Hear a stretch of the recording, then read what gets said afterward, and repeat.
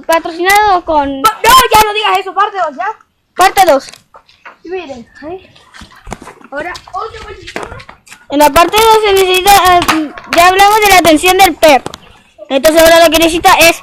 el el ejercicio. Jugando o darle premios nutritivos. ¿Cómo estas galletas de perro? Los venden en las felitas, cerca de mi casa. Tienen que ir para allá y para allá. ¿Qué hay para felitas? Y también, y los perritos tenemos que cuidarlo ya. Y que también hacer esto. El perro necesita... El perro, igual que necesita atención, necesita cuidados. Por ejemplo, una vez tuve un perro que se me fue a la calle, tuve que cuidarlo, pero no pude. Y a mí se me murió el Max. De la misma manera. ¡Me atropellaron! Tranquilícense que el Max está con nosotros. Ya, pero está en el cielo. No, Carrie no está en el cielo, está con nosotros acá. Oigan, Bueno, el perro, igual que cuidado, necesita ejercitarse y todas esas cosas. espera. Oigan, también hay que hacerle un buen ejercicio a los perros para que se mantengan fuertes y no se vayan a... que te muerde el brazo despacito. ¿Ah? Y de vez en cuando que te muerde el brazo despacito. Pues eso, vamos.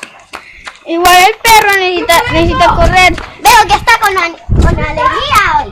No, pues acaso, todos mis compañeros del colegio que me estén mirando ahora mismo, tengo chiquitos, ya que si no, el Max, el Kai vendrá a sus casas y los comerá. ¿Sí? Sí. Porque es un lobo. Bueno, que parece un lobo. Aquí tenemos un tacateca. Acá, el perro también necesita nutrición como nosotros, como agua. Nuestros perros tienen que ser muy cuidadosos como el Kai. Mira, el Kai. Kai, mírame, Kai. No tiene miedo de mirar a la cámara.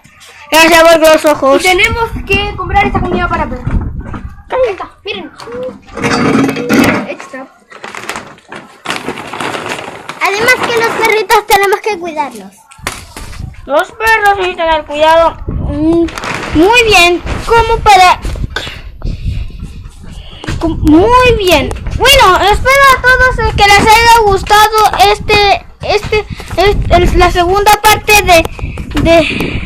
la segunda parte y lo primero y lo segundo, Fernandi, lo de que es en verdad Fortnite. La caca.